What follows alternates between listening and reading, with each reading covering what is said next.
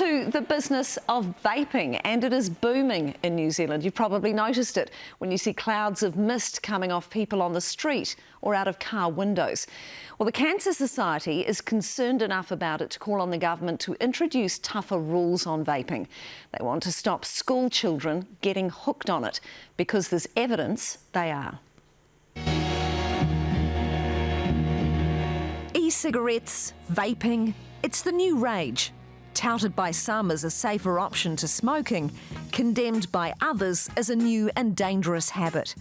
The Cancer Society's been doing its own research on vaping among children, and it's a worry. Nearly 90% of secondary school students reported they were aware of other students vaping.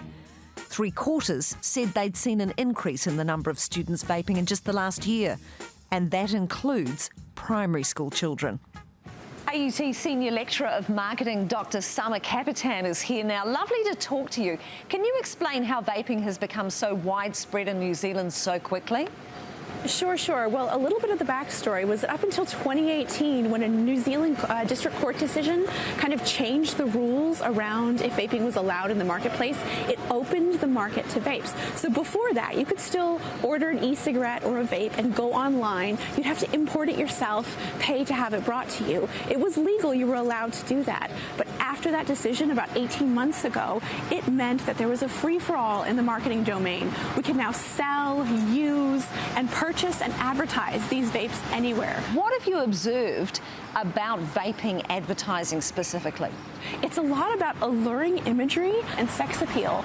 Powerful, bright colors.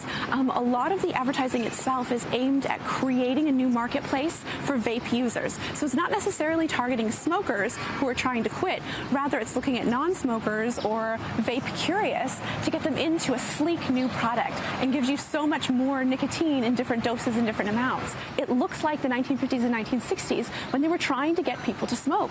It looks like big tobacco is coming in and it's trying to make a new marketplace of growth. What alarms you the most about all of this? What alarms me is that we are seeing the positioning and advertising of vapes as something desirable, as something appealing. In 2019 alone, in the first 6 months, Nielsen reported that we saw $2 million spent on vaping advertisements. That was 190% more vaping advertisements in 2019 than in 2018. That means that our young people, that all of our population is being exposed to imagery around vapes that is more familiar, that is more visible, and that might increase uptake of vapes. So what do you think should happen? Vapes themselves and e-cigarettes should be regulated the same way we regulate cigarettes. We have an issue now where there's a free marketplace. That means that vapes are just available at your corner dairy.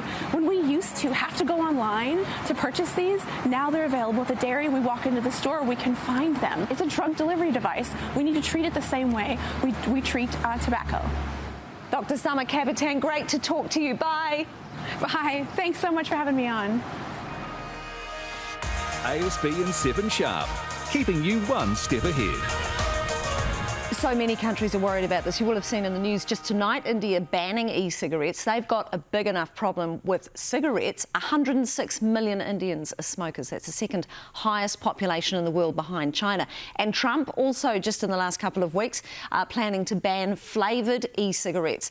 This is because they come out in flavours like bubblegum and vanilla and candy floss, and they're targeted directly to children. So they will only sell tobacco-flavoured vapes in the US. So maybe we should take his lead. I can't believe I'm saying that. Maybe we should take Trump's lead. Let us know what you think.